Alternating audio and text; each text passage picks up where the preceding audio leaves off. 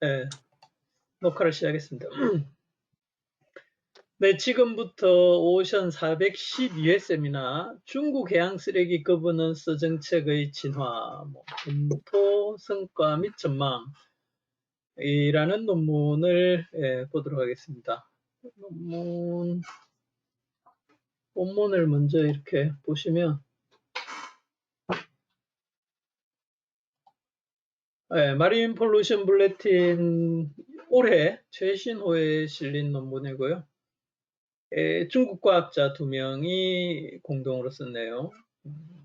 유진카이라는 분은 중국 해양대학의 교수님인 것 같고, 다른 분은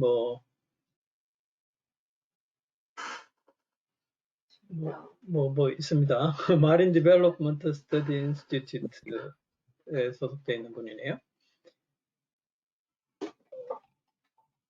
앱스트랙트가 굉장히 짧은데 제가 이거 또 팝학으로 번역을 해놓은 걸 한번 보시면, 이 연구는 중국의 해양 쓰레기 통치, 거버넌스죠. 거버넌스의 현재 상황과 미래의 발전을 위한 방법을 경험적으로 분석하는 것을 목표로 한다. 171개의 정책 문서를 혼합하여 본 논문은 1982년 이후 문헌 분석 및 내용 분석, 그리고 로스트 CM6 소프트웨어를 사용하여 중국에서 해양 쓰레기 거버넌스 정책의 진화를 추적한다.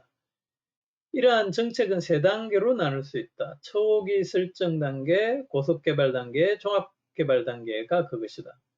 각 기관마다 정책의 특성과 성과를 분석했다. 주요 조사 결과는 정책 주체 및 도구가 점차 다양화되고 거버넌스의 내용과 범위가 넓어졌으며 정책 초점이 양적 감소해서 녹색, 진흥, 고품질 개발로 전환되었음을 보여준다. 향후 해양 쓰레기 관리 정책의 개발은 법률 시스템을 개선하고 기술에 초점을 맞추고 육상 및 해상 조율을 위한 종합적인 관리 메커니즘을 확립으로 가야 된다라고 밝히고 있습니다. 어떻게 보면 중국다운 약간 뭐라 그럴까, 아주 정부의 성과를 굉장히 찬양하는 그 일색인 것 같지만, 또 객관적으로 봐도 굉장히 중국의 해양 쓰레기 관리가 이렇게 굉장히 빠르고 종합적으로 발전해 왔다라는 것을 알 수가 있습니다.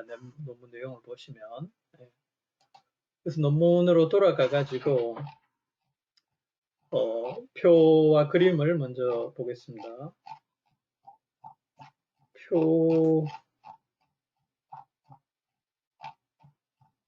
네, 그림이 나오네요. 그림 1번이 조금 한눈에 안 들어오는데, 어쨌건 이게 이제 시간에 따라서 중국의 해양 쓰레기 관리, 특히 법규가 어떻게 바뀌어 왔는지를 잘 보여주고 있습니다. 그래서 1982년에 해양환경보호법이 생기고, 84년에 수질오염 예방과 관리에 관한 법, 85년에 해양투기금지법, 그 다음에 선박 해체, 그 다음에 연안건설이나 육상기인 오염으로부터 이 해양을 보호하기 위한 법률들이 생기고, 고형 폐기물 관리, 그 다음에 그 이지와 대륙붕에 관한 법률, 그 다음에 2000년대에 오면 2002년에 클리너 프로덕션 프로모션 로라든지, 그 다음에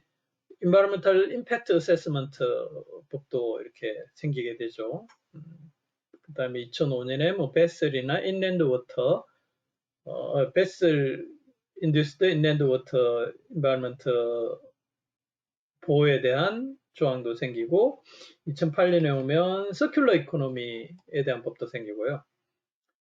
중요하게 우리 15년에 Technical Regulation for Monitoring and Evaluation of Marine Garbage, 마린 리터가 있죠. 그러니까 이 2015년 규정에 따라서 중국 해양 쓰레기 모니터링이 지금 시행 발전되고 있기 때문에 상당히 중요한 계기였다라고 볼 수가 있고요. 그 다음에 2017년에 이제 그 생활 쓰레기를 이렇게 분리배출하기 위한 법률이 생겼고, 뭐 2020년에 다른 마린 세니테이션 워크 플랜도 상당히 중요한 자기들 해양 쓰레기 관리에서 중요한 어떤 계기 내지는 규정으로 얘기를 하고 있습니다. 제가 우리 오션 내부 직원들을 위해서는 요 카페에 작년에 우리 중국 그 연구하는 사람이 중국의 모니터링 발전에 대해서 자문 원고를 준 게 있는데 거기에 이렇게 한글로 중요한 이렇게 법규들이 어떻게 발전되어 왔는지를 이렇게 해놨더라고요. 그런데다가 지금 이 논문에서 주요하게 언급하고 있는 작년 중국 전인대 5차 대표자 회의, 중앙회의 결과를 많이 이제 최종적으로 인용하고 있는데, 근데 그 작년 초에 플라스틱 오염 처리 강화를 위한 의견이라고 중국 생태 환경부에서 발표한 문서도 있더라고요. 어쨌든 그런 게 조금 더 이 논문보다 더 업데이트된 내용이 있다라고 참고하시면 될 것 같고요. 그 다음 테이블과 피규어들은 사실은 거의 비슷한 내용이 반복되고 있는데 그건 이제 앞서 얘기했던 요 중국 해양 쓰레기 거버넌스의 발전을 3단계로 나눠 가지고 네네 3단계로 나눠 가지고 그 주요 내용이 뭐였고 그게 이제 어떤 특징을 가지고 있는지를 얘기를 하고 있습니다. 그래서 테이블 1번은 뭐 이제 중앙정부 문서냐, 지방정부 문서냐, 그 다음에 당, 뭐 규율, 그 다음에 국무위원회 내지는 부처의 문서, 그 다음에 3번은 이제 뭐 공동 발표문 내지는 뭐 이렇게 단독 발표문 이런 문서들이 각 단계별로 얼마나 해양쓰레기 거버넌스 내지는 정책에 대해서 발표가 되어 왔는지를 숫자로 이렇게 보여주고 있는데 제가 이게 그레이드에 대해서 뭔가 나눠가지고 했는지 유심히 봤는데 그건 아니고 이 문서들의 단순 합계지만 이렇게 보시는 것처럼 1단계, 2단계, 3단계로 오면서 굉장히 문서의 숫자도 많아지고 뭐 중앙정부뿐만 아니고 여기 제일 밑에 있는 지방정부의 문서도 숫자가 특히 2000년대 이후에 급격하게 늘었다라는 것을 보실 수가 있을 거고요. 이 방금 이제 숫자적인 거고 테이블 2에서는 내용적인 걸 이분들이 자기들 방법에서 뭐였지 로스트 CM6인지 뭐 하여튼 그 센티멘트 어널리시스 하는 이렇게 뭐 단어 빈도수, 단어 빈도 분석을 한 결과를 주요하게 얘기를 하고 있죠. 그래서 첫 단계에서 자주 나온 단어, 뭐 두 번째, 세 번째 단계로 이렇게 해놨는데 본문에서 보면 이제 뭐 첫 번째 단계에서는 provisions나 management, fine 이런 단어들이 이제 등장을 했고 그러니까 이제 법규를 도입을 하면서 뭐 이제 관리를 하고 또 뭐 처벌을 도입하는 그런 거라고 볼 수 있고 두 번째 단계에 오면 이제 local, province 이런 단어들이 나오면서 이제 지방 정부의 역할 강화, 뭐 내지는 그 랜드 소스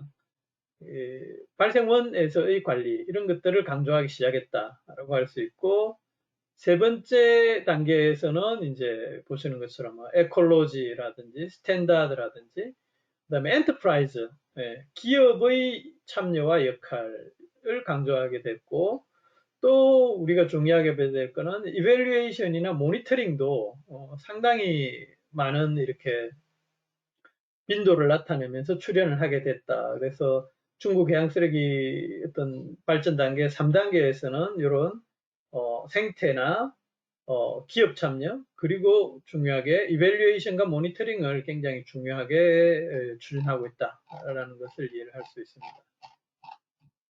회장님 잠깐만요. 네. 조금 아까 그 테이블에서 네. 단계별로 뉴 보캐블러리만 요약한 거 맞죠?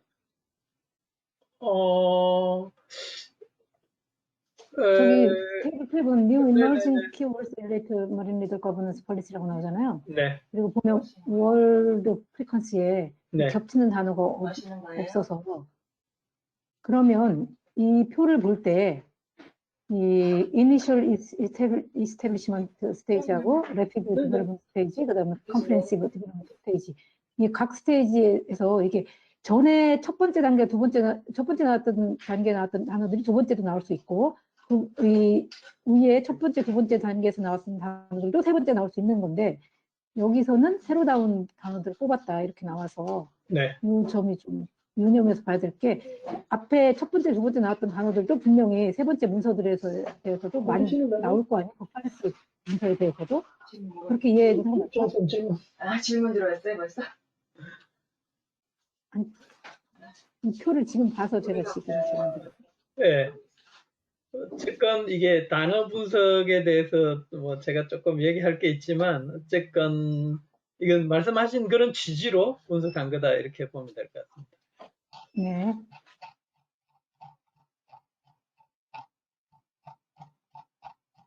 그다음에 테이블 네. 피겨 2가 좀 전에 말씀드린 내용을 다시 이제 그림으로 발전 단계와 특징, 그 다음에 그 경향성을 이렇게 종합해 놓은 거거든요. 그래서 이 내용이 사실은 이 논문 내용 전체라고 할 수 있어요. 어떻게 보면. 그래서 보시는 것처럼 Initial Stage, Rapid Development Stage, Comprehensive Development Stage 3단계로 나눠가지고 각 단계별 특징을 자 보시면 첫 번째는 이제 중앙정부의 역할이 아주 뭐 거의 단독적으로 중요했고, 피드백 컨트롤, 그러니까 어떤 사건이 일어났을 때, 뭐 오염 행위가 일어났을 때 그런 거에 대한 통제 이런 것들, 그리고 이게 이제 주로 행정명령에 의존하는 거였다면, 두 번째 단계에 와가지고는 중앙정부와 지방정부가 공동 어떤 공동 활동을 하게 됐고, 피드백 컨트롤에서 리얼타임 모니터링으로 바뀌고, 또 이제 여러 가지 법규들이 정비가 되면서 리걸 시스템이 만들어졌다라고 할 수 있고요. 두 번째 단계에서. 세 번째 단계에 와서는 이제 폴리센트릭 거버넌스 모델이라고, 그러니까 중앙정부, 지방정부에다가 더해가지고 뭐 기업이라든지 시민사회 참여 이런 어떤 다양한 거버넌스 모형을 구축하고, 특히 이제 뭐 중국 그 사회 전체가 지금 그린 앤 인텔리전트 사회를 지향을 하고 있거든요. 특히 시진핑 정부 2기에 와가지고 그런 것들을 해양 분야에서도 강조하게 됐고, 특히 이제 그걸 쓰레기 양을 줄이는 것에서 이제 어떤 질적인 발전으로 이렇게 추진하게 됐다. 그래서 이 경향들을 네 가지의 경향성, 트렌드로 얘기할 수 있는 것이 다양화, 그다음에 뭐 싱크로니제이션, 뭐 동기화라고 해야 될까요? 그다음에 체계화, 그다음에 생태에 대한 고려로 중국의 해양 쓰레기 거버넌스가 발전하고 있다라고 설명을 하고 있습니다. 다른 테이블들도 사실은 이 내용들을 이제 다시 설명하고 있는 거예요. 그래서 테이블 3도 보시면 이제 중앙정부, 뭐 지방정부, 그 다음에 마켓과 소사이어티로 확대되어 가는 과정. 그 다음에 그것의 설명을 이제 처음에는 뭐 스테이트 카운슬이나 공산당 상임위원회 뭐 이런 데의 어떤 주도 문서 이런 것들 중심이었다면, 두 번째 단계에 와서 이제 지방정부의 어떤 규제가 늘어나고, 세 번째 단계에 와서는 기업이나 인민대중의 참여까지도 강조하는 단계로 발전하고 있다라고 얘기를 하고 있습니다. 방금 게 테이블 3였죠. 그다음에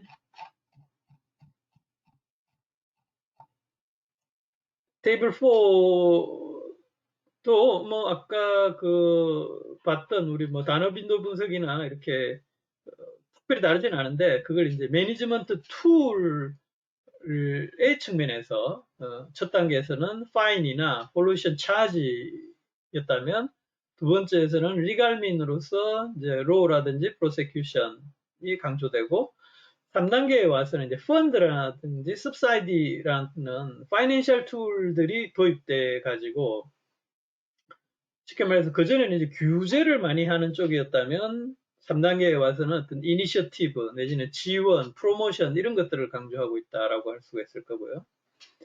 스코프 측면에서도 첫 단계에서는 뭐 이제 오프쇼어에 있다가 두 번째 단계에서는 어드제이센트식으로 가고 세 번째에서는 뭐 딥시까지도 자기들이 이렇게 관심을 가지고 관리하려고 한다라고 하고 있는 거고요. 옆에 있는 테이블 5도 보시면 똑같은 내용인데 그걸 이제 포커스가 어디냐 라는 측면에서 첫 단계는 amount, 두 번째 단계는 source, 세 번째 단계는 green, intelligent and high quality development로 포커스가 발전되어 왔고 뭐 그 똑같은 얘기를 사실은 이제 조금씩 바꿔서 설명을 하고 있고요. 근데 이제 중요하게 3단계에서 자기들이 얘기하는 것이 이제 모니터링, 그 다음에 프로페셔널 탤런트에 대한 트레이닝, 그 다음에 그 시민의 인식 증진, 그 다음에 재활용 이런 것들을 요 앞에 있는 포커스라는 걸 통해서 이루려고 한다라고 하고 있기 때문에 지금 중국 정부가 해양쓰레기 관리에서 뭘 중요하게 생각하고 강조하고 개발을 하고 있는지를 우리가 잘 이해를 할 수가 있죠. 이게 테이블이 단 것 같네요. 네. 그래서 사실은 주요 내용을 제가 피겨 테이블에서 지금 다 설명을 했는데 사실은 본문에 뭐 볼만한 게 있는지 한번 이렇게 빠르게 넘겨가면서 볼게요. 그래서 인트로덕션에 가보시면 이제 뭐 WWF 문서를 인용하면서 해양쓰레기 뭐 유입량, 발생량 이런 것들을 얘기를 하고 해양쓰레기 정의를 소개한 다음에 그것이 이제 그 내비게이션이라든지 바이오다이버시티라든지 휴먼 헬스에 그 위협이 되고 있다. 라고 해놓고 그 다음에는 이제 국제적인 대응을 소개하는 거죠. 그래서 밑에 보면 G7이라든지 뭐 UNEP의 클린 오션 캠페인이라든지 그다음에 뭐 G20 특히 2019년 이제 일본에서 열린 G20에서 오사카 블루 오션 비전이라고 하는 걸 발표를 하죠. 근데 여기 내용 설명이 약간 좀 뭐 그냥 reduce plastic waste into ocean to zero라고 했는데 제가 우리말로 이해할 때는 이제 추가적인 2050년까지 추가적인 플라스틱 오염을 막겠다. 뭐 이런 하여튼 국제기구에서 증량적인 목표를 제시한 상당히 독특한 사례이거든요. 그 G20의 오사카 블루 오션 비전이. 그래서 그 내용도 설명을 하고 있습니다. 뿐만 아니고 뭐 이제 국제 협약의 제일 대표적인 게 이제 런던 덤핑 컨벤션이라든지 그다음에 뭐 마르폴 7378이 사실은 이제 그 폐기물을 구체적으로 특히 이제 그 선박이나 해양 시설로부터 발생되는 것에 대한 규제를 지금도 하고 있죠. 점점 강화되고 있고 그다음에 더 이렇게 포괄적으로는 유엔 해양법 협약 그다음에 최근에 와서 그 바젤 컨벤션도 이 위험 폐기물의 국가 간 이제 이동을 규제하는 것이다 보니까 뭐 중국이나 개발도상국들의 이제 플라스틱 폐기물을 수출해 가지고 그 처리를 떠넘겨 가지고 그것이 이제 뭐 다시 해양으로 온다든지 소각된다든지 그런 것들이 문제가 되면서 바젤 협약에서 지금 이제 그 수출입을 굉장히 엄격하게 강화하는 쪽으로 가고 있잖아요. 네. 그런 것들을 소개했고 뭐 지역 차원에서는 이제 EU의 MSFD라든지 그다음에 도시 폐기물 처리 지침 뭐 이런 것들을 강화되고 있다 이렇게 소개를 하고 있습니다. 그 다음에 개별 국가 사례로는 이제 일본 사례를 얘기를 하고 있는데 특히 이제 일본은 2009년이었죠. 그 여기는 코스탈 플로팅 더블리 디스포절 액트라고 했는데 뭐 우리말로 하면 해안 표적 폐기물 처리법이니까 뭐 거의 정확하게 옮겨진 것 같습니다. 지금 그게 대표적일 거고, 그 다음에 이제 뭐 플라스틱 리사이클 스트래티지라든지 자원순환, 뭐 순환사회 이런 것들은 일본에서 굉장히 강조하고 있기 때문에 그런 내용들을 얘기를 하고 있고, 그 다음에 모니터링과 리사이클링, 리커버리도 굉장히 강화돼 가지고 뭐 40만 톤이 이렇게 수거됐다. 2009년부터 20년까지인가 보죠. 지금 엄청 예산을 많이 투입하고 있다고 소개하고 있고, 미국 사례를 얘기를 하고 있는데, 사실은 미국은 작년에 SOS2 법이 이렇게 통과가 됐죠. 그래서 여기 보면 뭐 scattered in various legal text나 뭐 하여튼 이렇게 얘기를 하고 있는데, 이건 조금 어쨌건 미국이 지금 SOS2 법으로 해양 쓰레기를 거의 뭐라 그럴까요? 단일 법률로 종합적으로 이렇게 대응하려고 하고 있기 때문에 그게 더 중요한 것 같고요. 그 다음에는 이제 중국의 우리 아까 피겨 2에서 봤던 해양 쓰레기 관련해서 어떤 법들이나 규제들이 이렇게 세대 왔는지 이렇게 쭉 연대별로 얘기를 하면서 뭐 이렇게 조사 결과도 뒤에 나옵니다. 그래서 이 숫자들이 나와 있는데 그건 나중에 한번 확인을 하고 뭐 인용해도 될 것 같고요. 그게 좀 50, 부유 쓰레기가 제곱킬로미터당 50개가 있다고 되어 있는데 마이크가 대표님이 따로 키시고 얘기하는 게 더 잘 들릴 것 같긴 한데. 그 제곱킬로미터당 부유 쓰레기가 50개라고 지금 나와 있고 해저 쓰레기는 6,600개라고 돼 있잖아요. 네, 그래서 저 부유 쓰레기는 메가에 메가 큰 쓰레기. 네네. 네, 그래서 숫자가 저렇게 작은 겁니다. 네. 그 다음에 글로벌 인바이러먼탈 거버넌스에서도 사실 중국이 굉장히 적극적으로 참여를 하기 시작했잖아요. 특히 그 미국이 이렇게 뭐 구체적으로는 트럼프 시대에 뭐 빠지면서 중국이 그런 역할들을 굉장히 많이 하려고 하고 있고, 여기 차이나 위즈덤이라든지 그린 앤 인텔리전스라든지 이런 것들이 사실 중국에서 어떤 뭐 당 차원에서 추진하고 있는 그런 철학들 이런 것들을 표현하는 말일 건데, 제가 정확하게 이게 매치를 시켜 찾지를 못하겠더라고요. 구글에서 검색을 해도. 어쨌건 중국은 지금 뭐 제일 대표적으로 뭐 쇼강 사회, 소강 사회 뭐 이런 것들을 지금 공산당이 지금 뭐 생태 환경 이런 것들을 아주 중요하게 생각하고 그걸 이제 국제적으로 자기들이 리드하려고 하는 그런 욕망이 있기 때문에 그런 쪽으로도 가고 있다. 그래서 뭐 팔러시 내지는 거버넌스라고 할 때 그런 것들이 뭐 어디에 포커스를 하고 있는지 이렇게 쭉 소개를 하고,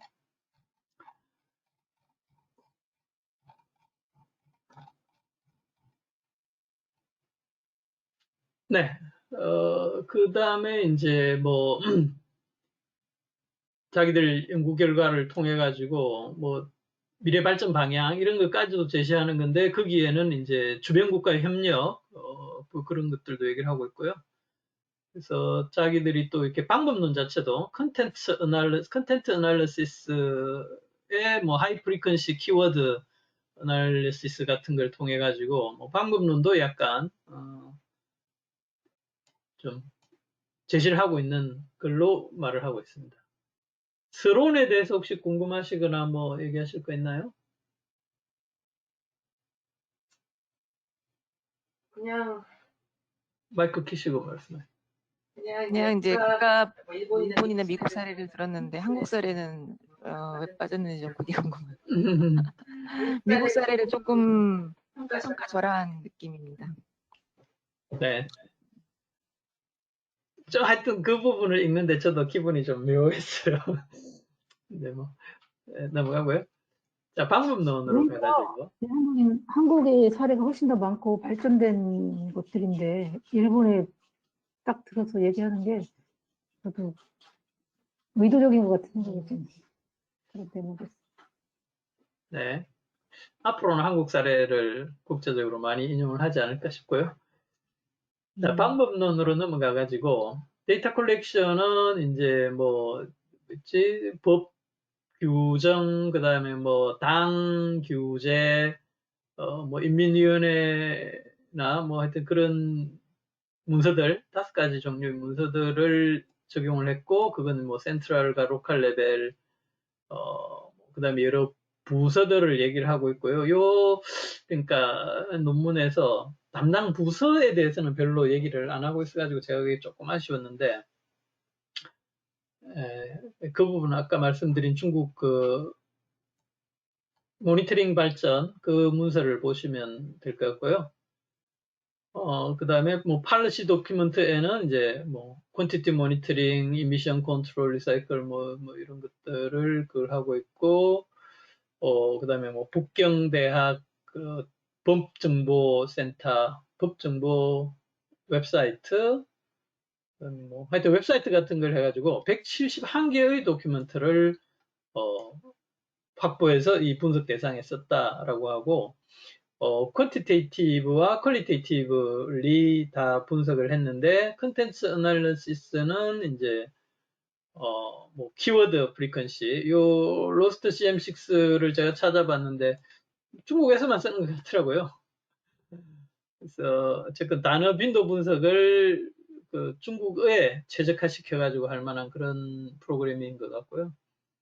단어 분석을 요즘 뭐 많이 하죠. 그런데 사실 우리 한국어가 이 조사라든지 어미라든지 이런 것 때문에 상당히 이게 단어 분석하기가 좀 힘든 그런 측면이 있습니다.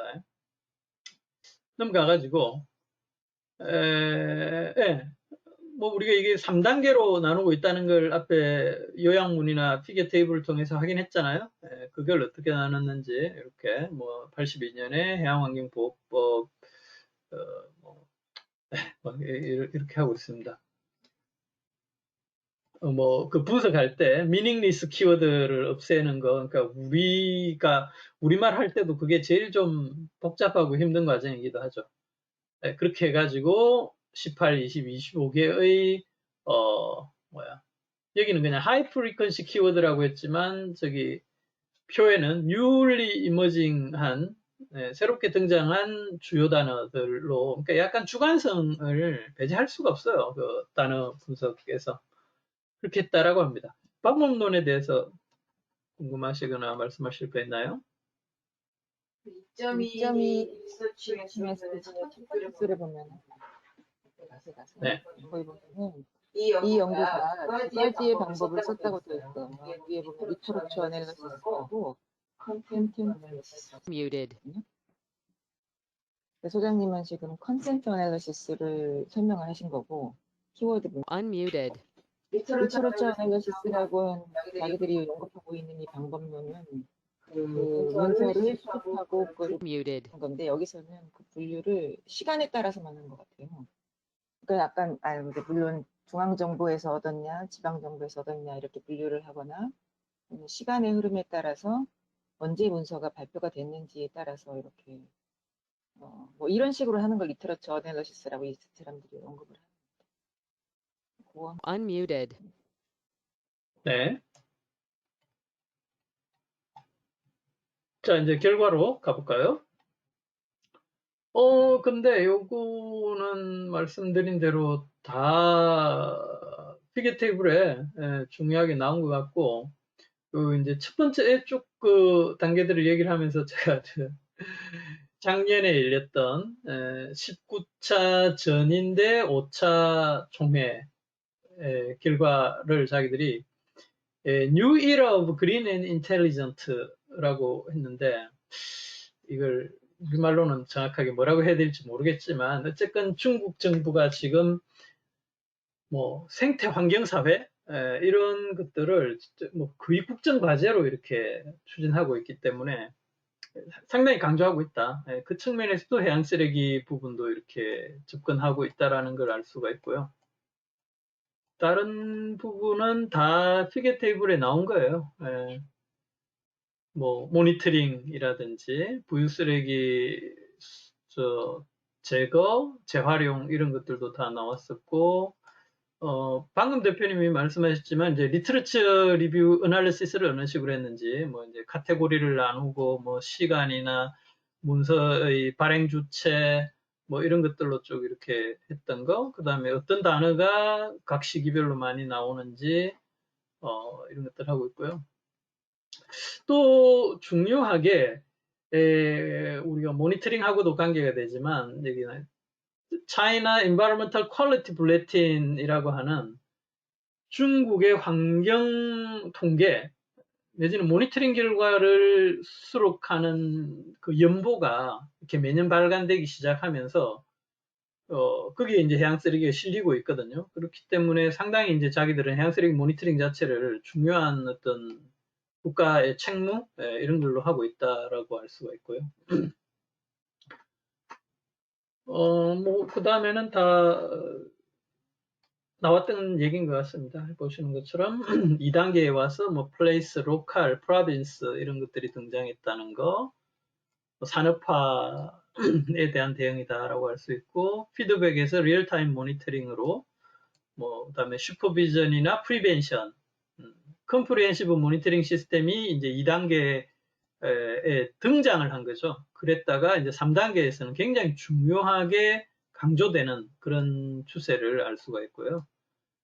3단계에 와서는 보시는 것처럼 enterprise, participation, society 이런 단어들이 많이 등장했고 그 대표적인 이제 어떤 수단 이런 걸로는 뭐 비닐봉지 유료화라든지 생활 폐기물 분리배출 기준 마련 이런 것들이 대표적이라고 볼 수가 있고요.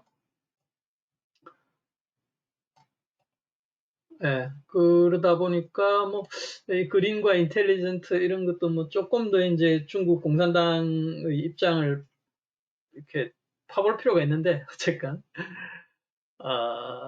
모니터링 역시 그 다음에 클린 프로덕션, 서큘러 이코노미, 에콜로지, 스탠다드, 함리스 이런 우리도 한국 해양 쓰레기 정책이 영향 중심으로 간다. 피해와 영향, 생태계 영향 중심으로 가자라고 얘기를 하고 있잖아요. 그러니까 지금 이제 중국도 양에서 에콜로지와 피해 줄이기, 피해 없음 이런 것들을 이제 강조하고 있다. 현재 그 방향으로 가고 있다라는 걸 알 수가 있고요. 그래서 그걸 다시 이제 그 요약한 게 아까 피겨 2에서 이렇게 쭉 그 방향을 봤던 그런 거라고 할 수가 있습니다. 이게 결과고. 디스커션도 비슷한 내용인데, 디스커션도 뭐 governance의 subject, tool, content, scope and focus로 분석할 수 있다. 우리가 앞으로 이제 정책 그 분석을 하는 뭐 보고서를 쓴다든지 논문을 쓸 때도 이런 식으로 governance에는 뭐 주체, 그다음 도구, 내용, 범위, 초점 이런 것들이 뭐냐, 어떻게 바뀌냐 이런 것들을 분석하는 방법은 적용을 해볼 만도 할 것 같아요. 그래서 그걸 이제 여기 얘기를 하고 있는데 이거 또 테이블을 통해서 다 봐가지고 다시 상세하게 얘기는 없을 것 같고 말씀드린 것처럼 여기 Bulletin on the State of China's Marine Ecological Environment 라고 하는 중국 환경 생태 공보였던 것 같은데 그게 발표되고 거기에 모니터링 결과가 나온다는 거. 물론 내용은 부유, 해안, 침적 세 개를 다 묶어가지고 지도 하나에 이렇게 보여주고 뭐 간단한 설명 정도지만 어쨌든 그거 하나를 만들기 위해서 중국 그 전체에서는 상당히 많은 이렇게 투자를 중앙정부부터 지방정부까지 하고 있다라는 것이 어떤 우리가 주요하게 봐야 될 것 같고요. 나머지는 다 표 테이블에서 봤던 내용입니다. 뭐 범위가 이렇게 넓어지고 있다라는 거.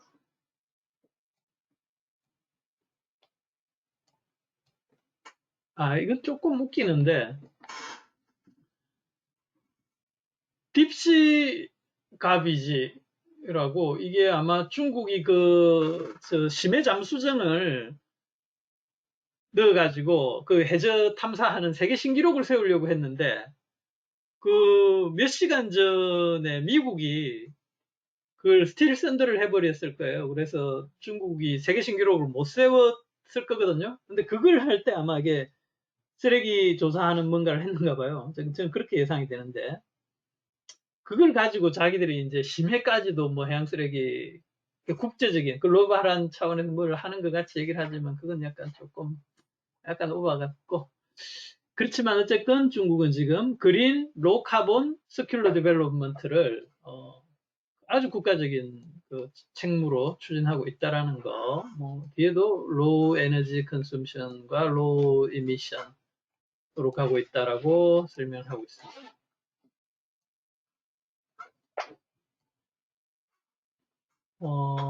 모니터링 시티즌 어웨어니스 여기 보면 여기 나오는구나. 지금 중국의 모니터링 스테이션 50개에서 뭐 숫자가 매년 바뀌기는 하더라고요. 근데 어쨌건 지금 중국 해안 쓰레기 모니터링도 50개 정점에서 이렇게 하고 있다라는 거. 근데 이게 좀 웃기는데 퍼스트 클래스 워터 퀄리티 스탠다드를 97%가 달성했다고 하는데 그래서 이게 해양 쓰레기 오염이 효과적으로 통제되고 있다라고 하는데 이 1등급 수질 기준의 해양 쓰레기가 들어가 있을까요? 저는 그럴 것 같지는 않습니다. 그 다음에 이 한계와 발전 방향도 잘 얘기를 하고 있어요. 저는 이게 굉장히 재밌었는데 제일 대표적으로 이제 해양 쓰레기에 특화된 해양 쓰레기 종합 전문 법률이 없다라는 거. 그 다음에 뭐 파티시페이션의 어떤 뭐 권리와 범위 이런 것들에 대한 규정이 부족한 거. 그 다음에 뭐 똑같지만 여러 섹터들 간의 어떤 권한과 책임의 배분도 이렇게 불투명하다는 거. 사실 중국의 해양 쓰레기 관리가 굉장히 여러 부서에 지금 나누어져 있고 뭐 그렇거든요. 그런 얘기들. 그 다음에 모니터링과 관련해서 굉장히 더 이렇게 개발할 여지가 많다라고 얘기를 하면서 네, 방향으로 그걸 극복하는 뭐 이제 해양 쓰레기 특별법을 만든다든지 뭐 그게 들어갈 중요한 내용으로 에콜로지컬 컴펜세이션이라는 걸 도입할 필요가 있다. 뭐 해양 쓰레기 분야 확대할 필요가 있다 이렇게 얘기할 수 있겠죠. 그 다음에는 그 파트너십과 파티시페이션 측면에서 마켓 메커니즘, 뭐 소셜 레스폰시빌리티, 퍼블릭 어웨어니스 같은 것들을 강조하고 그 다음에 이제 플랫폼, 그 다음에 정보 공개 이런 것들이 필요하다. 그 다음에 랜드 앤 씨 코디네이션을 위한 컴프리헨시브 매니지먼트가 필요하다. 그 코디네이션 메커니즘이 필요하다라고 얘기를 하고 있고요. 뭐 하여튼 뭐가 부족하고 뭘 해야 되는지 굉장히 잘 썼어요. 테크니컬 인베스트먼트를 모니터링과 프리벤션에 더 이렇게 해야 된다. 뭐 제가 하고 싶은 얘기들을 막 했던 것 같이. 거기에는 디텍션 이퀴프먼트라든지 인텔리전스, 센싱 디바이스, 휴먼 캐피털, 뭐 데이터 모니터링 플랫폼, 리스크 어세스먼트 이런 것들 해야 된다. 사실 이거 우리나라에도 다 아주 중요하게 해야 되는 것들인데 그런 것들이 필요하다라고 논문을 맺고 있고 결론은 뭐 앞에 나왔던 얘기들을 다시 요약해서 하고 있다라고 할 수 있습니다. 이 정도 하고 제가 소개하고 싶은 첫 번째는 이제 우리 이게 환경정책평가연구원에서 냈을 건데 시진핑 집권 2기에 그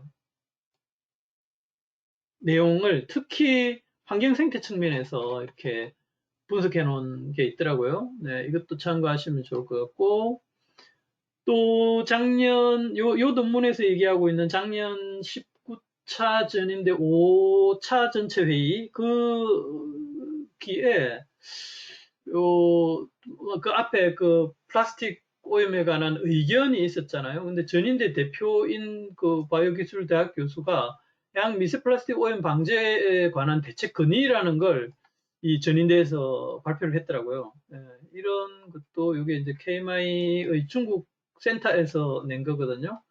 그래서 이런 것도 한번 참고를 해보시면 중국이 어떻게 지금 가고 있는지를 이해하시는데 좋을 것 같습니다. 네, 제 이야기는 이 정도 하고 다른 질문이나 뭐 코멘트 하실 거 있으면 말씀해 주십시오. 마이크를 키시고 마지막 부분에 말씀하시면. 네, 다른 부분도 제가 얘기할까요? 네. 네. 마지막 부분에 어떤 이컬러지컬 컴펜세이션 그 개념이 좀 저는 설명을 좀 해주셨으면 좋겠고요.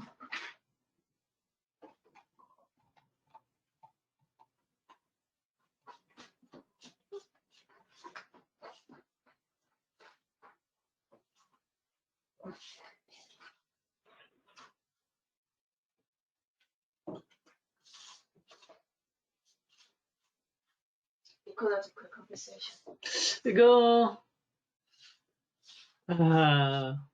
뭐 설명을 뒤에 이렇게 해놓기는 했거든요. 근데 이걸 뭐 특별히 뭔가가 다른 게 있다라는 생각은 안 드는데 어쨌건 환경을 어떤 이제 이용할 때 그것이 일으키는 어떤 부정적인 영향이나 내지는 이렇게 그 우리가 디플리션 한 걸 다른 이제 생태 복원이라든지 내지는 관리 개선을 통해 가지고 이렇게 보상해야 된다. 생태 자체에 보상해야 된다라는 그런 의미인 것 같아요. 네. 그냥 중요한 개념일 것 같고 어떤 메커니즘이 있을 것 같은데 그냥 단어적으로 이해하면 되겠다 이런 말씀 같아요. 네, 근데 네. 뭐 예를 들어서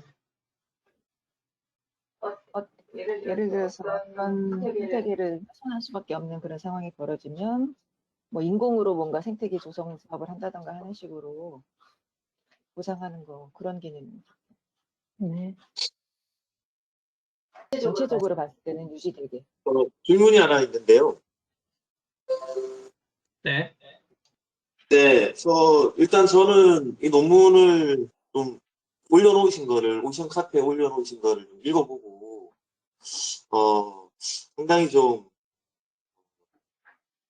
의미가 있다라고 생각을 했던 게, 이게 뭐 여하튼지 간에 중국같이 풍제가, 예, 되는 나라에서 이 사람들이 어디 뭐 그런 사설 기관에 있는 사람들도 아니고, 우리나라로 말하면 뭐 국립대학교, 해양대죠.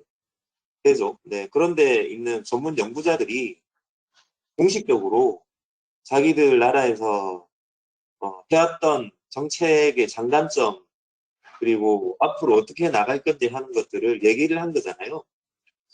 그래서 이거는 사실 여기 전인대 얘기도 등장하고 하는 것 자체가 뭐 저보다도 또 중국을 잘 아실 것 같기도 한데 거기서 정해진 거는 그냥 그대로 하는 거잖아요. 그래서 뭐 지금 중국에서 벌어지고 있는 일련의 그런 일들을 보면 여기는 뭐 말 안 들으면은 가서 폐쇄해버리고 아니면 뭐 업종을 바꿔버리고 뭐 하는 거가 안 이상한 나라여서 아마도 여기서 얘기하는 어떤 그런 정책들을 구현하고 지금 그렇지 않아도 환경정책이 개판인 미국하고 차별화를 두기 위해서라도 이게 자기들이 이런 거 이제 앞으로 열심히 하겠다, 잘하겠다 하면서 국제사회에 내세우려고 하는 것도 분명히 있을 것 같은데, 저는 이거 보면서 한 가지 좀, 아까 이 소장님 얘기도 그렇지만 안타까운 게, 우리나라는, 지금 해양 쓰레기 관련 정책을 한 요 정도로 이렇게 일목요연하게 평가를 한 사례가 있나요? 뭐 논문으로 발표된 건 없고 사실은 우리나라도 제도나 법제, 뭐 국가 계획 이런 측면에서는 굉장히 국제적으로 봤을 때 선진적인 나라거든요. 투자도 굉장히 많이 하고 있고. 근데 아시다시피 우리가 이 영어로 특히 이런 논문이나 이런 걸로 국제사회에 발표하는 게 이런 게 참 약하고 거기에는 이제 오션도 약간 책임이 있다 이렇게 할 수 있는데 더 적극적으로 해야 되지 않을까 이런 생각이 듭니다. 예, 아니요. 그러니까 이제 그 뭐냐면 방금도 말씀하셨지만 제가 요즘 많이 느끼는 게 그거거든요. 이제 그 우리나라가 투자도 많이 하고 있다. 제도도 잘 돼 있다. 뭐 그렇게 잘 돼 있으니까 그거 선전 열심히 해가지고 뭐 인도네시아도 해주고 뭐 어쩌고 저쩌고 동남아 나라들한테 뭐도 해주고 지금 그런 상황이잖아요. 근데 이 우리 주변을 둘러다 보면 정말 그런 자격이나 있나? 물론 그 나라들은 그것도 안 되니까 가서 그런 걸 해줘야 되겠다라고 얘기는 하겠지만 좀 부끄럽고 참담한 모습들이 아직도 우리 주변에는 많고 그리고 그런 거가 어디에서 근본 문제가 있는지를 사실은 다 알고 계시더라고요. 보면 오션에 계신 분도 다 알고 계시더라고요. 그런 거를. 근데 알고 계신데 왜 우리는 보통 사람들은 그런 걸 잘 모를까 하는 생각이 좀 들었고 그리고 여기서 지금 하는 이 정도의 노력을 왜 우리나라에 있는 해양 쓰레기 정책을 한다라는 사람들은 왜 이런 걸 안 할까? 최소한 우리가 어떤 걸 했는지에 대한 백서 정도라도 뭔가 있어야 되고 그리고 그런 거를 민감하게 공개를 해야 되고 시민사회에서 그게 잘 되고 있는지 확인하면서 감시 감독하고 하는 게 어떻게 보면 굉장히 기본에 가까운 거인 것 같은데 왜 우리나라는 그걸 못하고 있는가? 왜 못하는 건지 안 하는 건지 아니면 해도 소용이 없는 건지 뭐 좀 그런 생각이 굉장히 많이 들더라고요. 굉장히 많이 들었고 요즘에 제가 느끼는 제일 큰 딜레마는 이게 바닷가를 보면 뭐 쓰레기 떠다니는 거나 뭐 양식장, 폐, 스티로폼 뒹굴러 다니는 거는 일상이 된 이런 상태에서 언제까지 저거 신고하려면 어떻게 해야 되나? 제보하면 저게 뭔가 바뀌나? 그래서 오늘 오전에도 해경청을 막 뒤졌거든요. 해경청을 뒤져보니까 서해 해경청에서는 뭐 드론 날려갖고 쓰레기 분포도를 작성한다고 하더라고요. 그래? 그러면 이제 뭐 저런 걸 해경이 알려줘야 되나? 그럼 가서 단속을 하려는가 얘들이? 그래서 제가 진짜 좀 시급하게 필요하다고 느끼는 것들은 뭐 정책적으로 실효성을 가지고 중장기적인 관점에서 접근해야 되는 것도 있지만 우선 그런 불법적인 행동을 한다거나 아니면 바로 사람들한테 경각심을 일으켜 줄 수 있는 어떤 액션이 이제는 서서히 잊혀져지고 있지 않나. 그냥 그게 일상이 돼가지고 자연스럽게 뭐 우리 주변 환경은 늘 지저분하니까 바닷속은 늘 더러우니까 양식장 부자는 늘 흰색이고 걔들은 항상 저렇게 있어도 어쩔 수 없으니까 하는 걸 당연하게 받아들이는 상태가 된 것 같아서 이걸 또 10년, 20년 기다려야 되나? 정책이 바뀔 때까지? 라는 생각이 좀 굉장히 많이 들더라고요. 그래서 그런 거에 최소가 이런 어떤 작업이라도 있어야 되지 않나 하는 생각이 들어서 말씀을 드렸습니다. 네, 이상입니다. 자, 다른 분들 한번 들어볼까요? 새로 처음 참여하신 분들도 질문 있으신 분, 소감 있으시면 말씀해 주세요.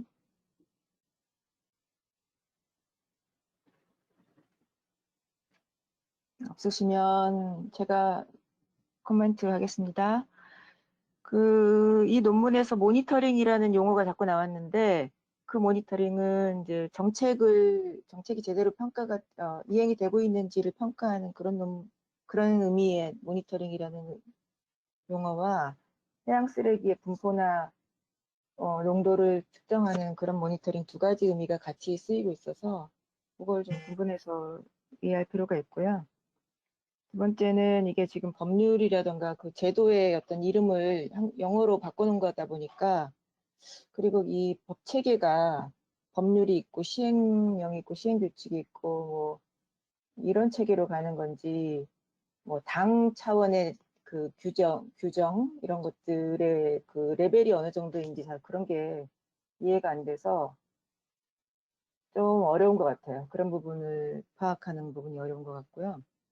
저희가 2018, 19 그리고 2020년 초까지 그 국사태평양 보전 실천 계획의 의뢰를 받아서 한중일로 4개 나라의 해양 쓰레기 관리 정책 이행 평가를 해봤어요. 그런데 실제로 이렇게 그 정책 문서들, 그러니까 논문으로 나온 것들은 사실 짧게 그 함축적으로 다 요약이 되어 있기 때문에 우리가 읽고 분석하기 좋은데, 일반 법률 문서나 그 정책 문서들은 사실 내용이 좀 뭐랄까 요약되어 있지 않잖아요. 그러다 보니까 그 문서를 171건이나 수집해가지고 이런 분석을 했다는 것 자체가 굉장히 어려운 작업처럼 느껴져요. 저한테는. 뭐 전공하신 분들한테는 안 그럴 수도 있겠지만. 그래서 이 논문은 굉장히 근래 보기 드물게 중국에서 나온 좋은 논문 같습니다. 이상입니다. 네, 감사합니다. 다른 분들 뭐 질문이나 코멘트 기다립니다.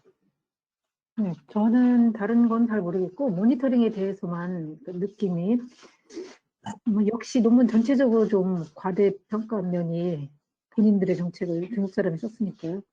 그런 면이 있었는데 아까 그 오럴 퀄리티 97% 이런 부분도 조금은 과장 아닌가 싶고, 한 가지 또 교수님이 말씀하신 중국 같은 경우는 한 가지가 이렇게 해라 하면은 빨리빨리 우리나라보다도 훨씬 더 쉽게 시행이 될 수 있는 여건이라는 그 말씀은 많이 동감을 하는 게, 중국 그 부표 쓰레기 보러 출장을 갔었는데 그때 우리나라도 그때만큼 잘하지 못한다고 느껴질 정도로 그 플라스틱 부표로 전환시키는 것을 거기에서 많이 해놨더라고요. 그랬는데 그 어민 인터뷰를 할 때 시켜서 하는 거, 이것들이 신속하게 진행이 되고 있는 그런 걸 봤어요. 그랬을 때 그 시스템상 당에서 시키니까 빨리 한다, 이런 것 때문에 그렇게 되고 있다고 하던데, 그런 면에서는 좀 빠른 진전을 이룰 것 같다는 생각이 들고, 아까 그 조금 과장된 면이라는 게 모니터링 아까 얘기하셨잖아요. 아까 정점도 바뀌고 1년에 한 번 하고, 그리고 그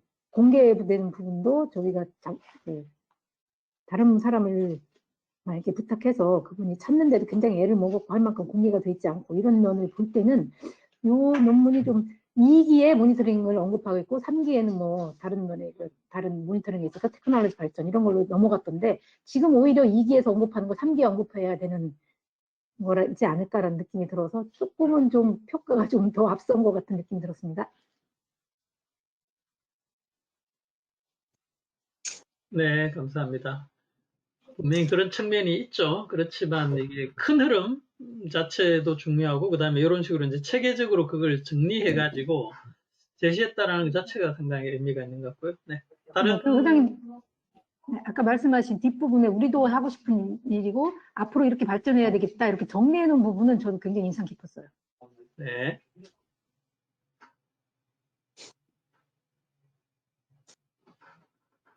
다른 분들 질문이나 코멘트 해주세요. 제가 하나 할게요, 소장님. 저는 여기에 그냥 한 가지 보탠다면은 좀 아쉬운 점이 하나 있었다면요. 중앙정부가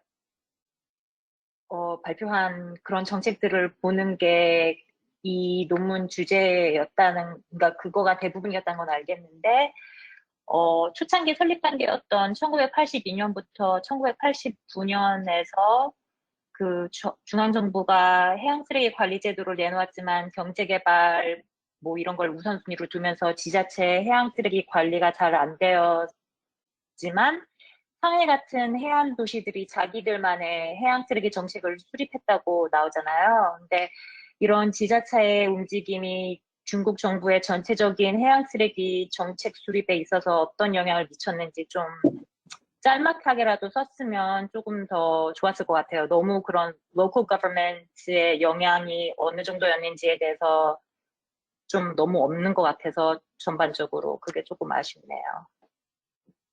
네, 그렇죠. 그리고 자기들도 지금 피겨원에서 이 중요 어떤 정책 도입을 연대별로 얘기를 하면서 2020년에 달리안 마린 세니테이션 워크 플랜 같은 지역 사례를 그림에는 넣어놓고 그림의 끝으로 넣어서 이게 상당히 중요한 건데 그 내용이 이제 세미쌤 이야기처럼 좀 구체적으로 좀 논의되지 않은 거 이런 게 조금 아쉽네요.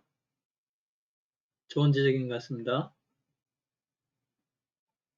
다른 의견 또 있으면 말씀해 주십시오. 없으면 처음 참가하신 분 소감. 네네. 의견이나 이런 게 없으면 제가 처음 오신 분들 목소리를 아까부터 듣고 싶었는데 지금 마이크를 그러니까 들어와 계신 걸로 봐서 스피커는 들리시는 것 같은데 마이크를 켜고 말씀하시는 걸 아주 부끄러워하시는 것 같아요. 두 분. 이유진님으로 읽히고 K리님으로 보입니다. 네, 제가 애타게 기다리고 있는데 네, 이유진님.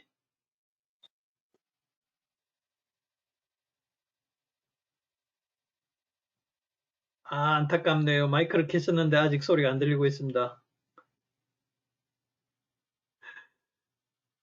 채팅창에라도 남겨주시면 좋을 것 같고 K리님은 마이크도 안 켜시네 아직. 네, 기회가 되시면 잠깐 기다릴 테니까 채팅창에라도 오늘 처음 참가해 보신 소감을 공유를 해주시면 좋을 것 같고요. 그동안에 다른 분들 뭐 한 5분 남았으니까 궁금하거나 뭐 이렇게 얘기할 거 있으면 해보시죠. 그 아까 오사카 관련 마이크. G20에서 그 2000 첫 페이지에 인트로덕션 오른쪽 페이지에 위에서 두 번째 줄 2050년까지 해양으로 배출되는 양을 제로로 하겠다. 이 말은 뭐냐면 1년에 새로 바다로 들어가는 양을 제로로 하겠다는 거예요. 그러니까 현존량을 그대로 유지하고 싶다. 목표가 2050년까지. 지금은 바다로 늘 얼마씩 들어가잖아요. 그 양을 줄이겠다는 거죠. 그래서 최소한 추가로 유입되는 양은 제로로 만들겠다는 그런 의미입니다. 네, 감사합니다.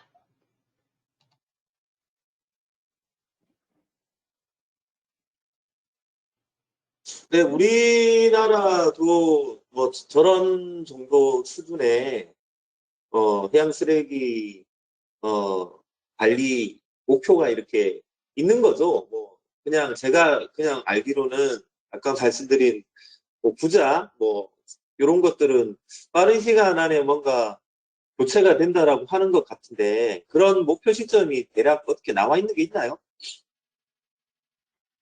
해양 쓰레기 대책이 나와 있죠. 플라스틱 대책. 플라스틱 종합 대책도 정부에서 발표를 했고 그거보다 이제 올해 해양 폐기물 관리법이 생긴 데 따라서 첫 번째로 10년 기본 계획이 발표가 됐거든요.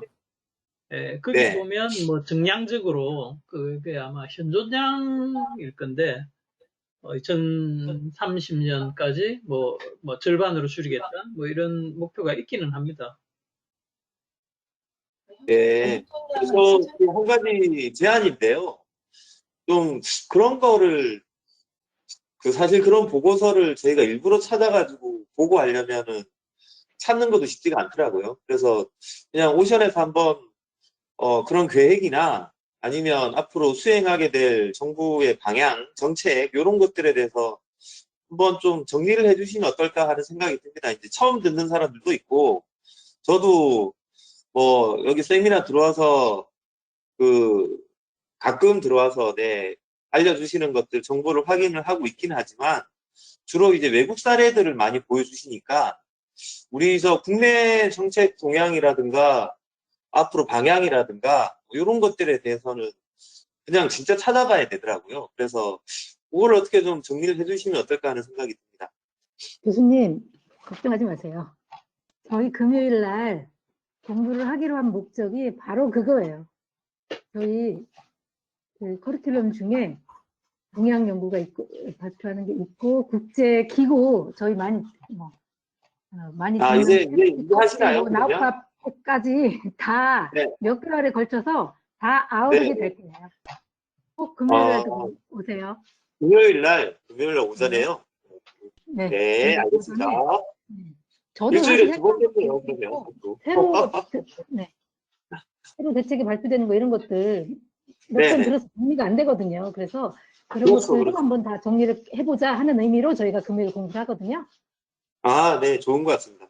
네, 네. 감사합니다. 그러면, 네. 네. 금요일 날 링크를 보내드리고 그 네, 리스트도 네. 보내드리면 거기에서 필요하다고 생각하시는 그렇게 하겠습니다. 네. 네. 네. 네. 그 외부에서 들어오신 이 케이리님은 여기 통영국제 트리엔날레 조직위에 계셔서 지금 음성으로 뭔가 이렇게 말씀하시기는 곤란하지만 어쨌든 잘 들으신 것 같고요. 네, 두 분 다 트리엔날레에 계시는 거였네요. 네, 반갑습니다. 그러면 이 정도로 마칠까요? 네. 네. 네, 수고하셨습니다. 수고하셨습니다. 다음 주에 뵙겠습니다. 네.